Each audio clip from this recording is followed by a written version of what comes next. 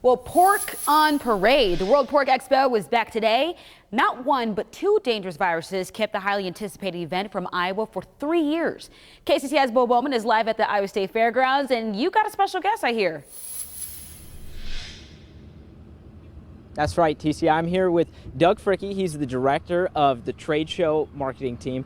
And tell me, Doug, it's been 3 years since the last World Pork Expo here at the State Fair. What makes this one special? What are you most looking forward to after a 3-year hiatus? Well, just having the show, actually. The event was planned over the last 2 years that we had to cancel. So actually executing and going through with it is just a wonderful feeling. We've got a lot of exhibitors from all over the United States here today. We'll be filling up this parking lot here real soon, and people will be strolling in from all over the United States. Yeah, what can people kind of expect? Is there something different this year, that maybe the safety precautions or anything like that? Sure, we've got added precautions in place for both exhibitors and attendees. We've got plenty of sanitation stations all over the fairgrounds. We've got added drape for the exhibitors between each of the booths, so that helps kind of consolidate things inside the trade show itself. So it's going to be a great experience for everybody here. Yeah, absolutely. Everything starts at 8 o'clock this morning and it runs all the way through Thursday. Tickets are $20 at the gate for adults 12 years old and older. Oh man, live at the State Fairgrounds for us. Thank you. It's now 6:04. Senator Chuck Grassley says he has new information on the origins of COVID-19. He says it strengthens his belief there's more to uncover in China. He also called out the National Institutes of Health, led by Dr. Anthony Fauci, for providing grants that ended up going to the Wuhan lab at the center of the origin investigation.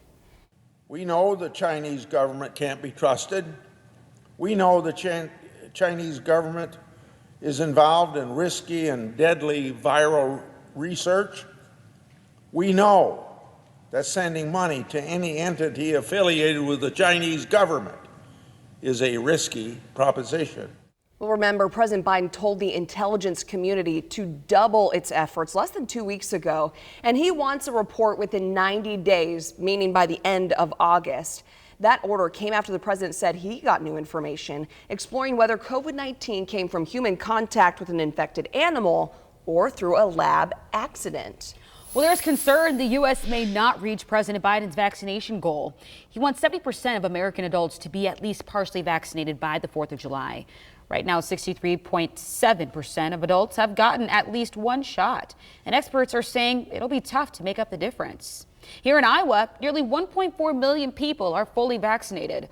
146,000 are waiting on their second dose. Governor Kim Reynolds' pen was pretty busy yesterday. She signed 28 bills into law. One of those laws includes a ban on so-called divisive concepts in the diversity training given at Iowa schools, public universities, and government agencies and groups. That includes the idea that the United States and the state of Iowa are fundamentally or systemically racist or sexist. There were also new election regulations now in place. The governor signed another law yesterday that sets strict limits on who can assist voters in delivering ballots. So unless you live in the same home or are an immediate family member, you can no longer drop off someone else's ballot. 11-year-old Xavier Harrelson has now been missing for 13 days. Today, we are expecting to hear about a reward that Powashik County Sheriff's Office is offering for information on his case. The Montezuma boy is 4 feet 9 inches tall, 100 pounds, with brown hair and blue eyes. Call 911 if you have a tip that can help investigators find answers. And there was a false alarm in the search for Xavier. A group of fishermen told Powashik County they saw a body in the Skunk River Monday night. After a dive team was called to the scene, they determined it was actually a mannequin. Now in Nebraska, friends and family gathered to celebrate Ryan Larson's 12th birthday, more than 3 weeks after he went missing. Right now, police are waiting for video from several people and a business around La Vista, a suburb of Omaha.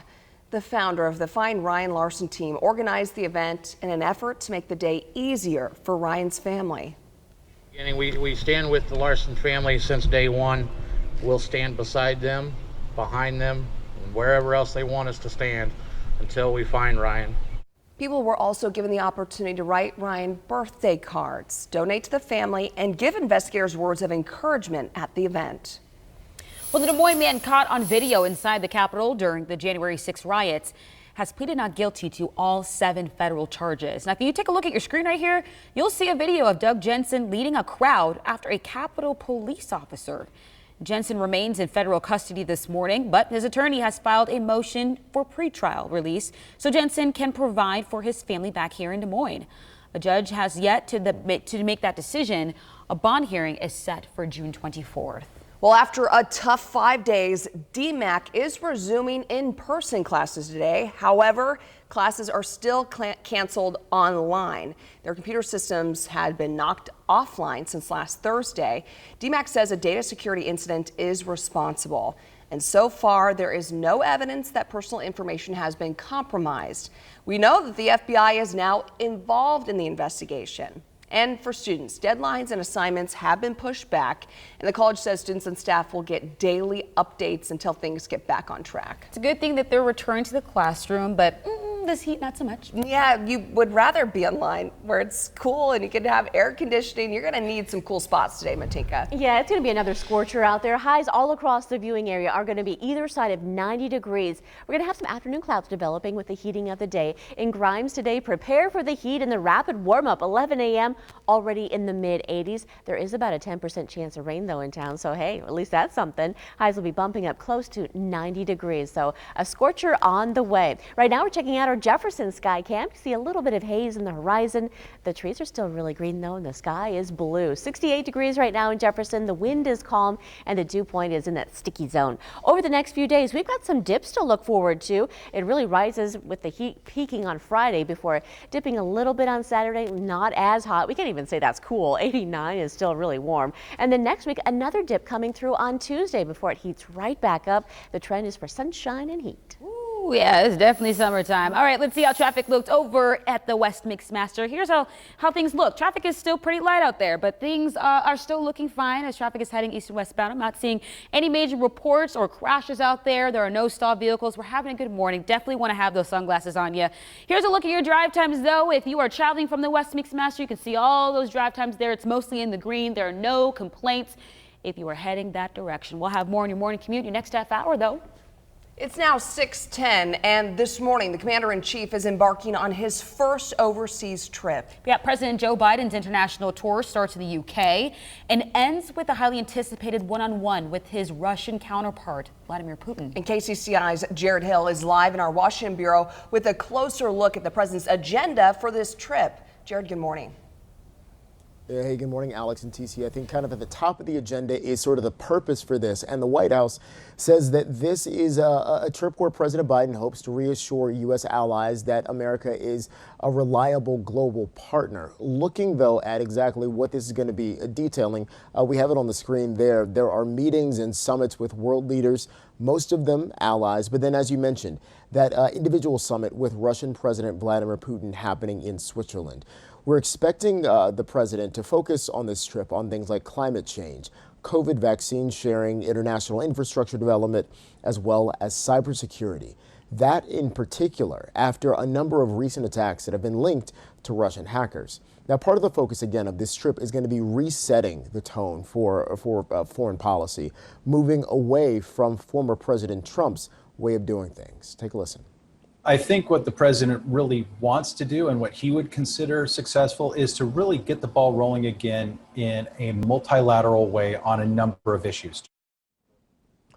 Meanwhile, Vice President Kamala Harris just wrapped up her first international trip. This one was focused on immigration. She was in Mexico as well as Guatemala, trying to get government officials and community organizations to commit to ways to improve conditions in those countries so that people don't feel the need to come to the U.S. Live in Washington, I'm Jared Hill for KCCI 8 News, Iowa's news leader. Thanks for breaking that down for us, Jared. Appreciate it. It's now 6:12. Hundreds of suspects in custody. How the FBI beat gang members from around the world at their own game. Ooh, that's going to be a big story. GOP negotiations are now over. Who the president is turning to now to get his big infrastructure package passed. And what the new Alzheimer's drug means to one Iowa family. And Des Moines is holding its first ever Latino Film Festival this month, and admission is free. It's going to be held June 18th through the 20th at the new Riverview Park Amphitheater. Ooh, I'm excited for this. Organizers expect to attract 2,000 people over the 3 days. Admission is free. Live music performances will be featured on Friday and Sunday, so get your hips ready. You can also stream the festival films online at latinocenterofiiowa.org through June 30th. You're already warming up for it. Yeah, look at Salsa, you. bachata. This is Iowa.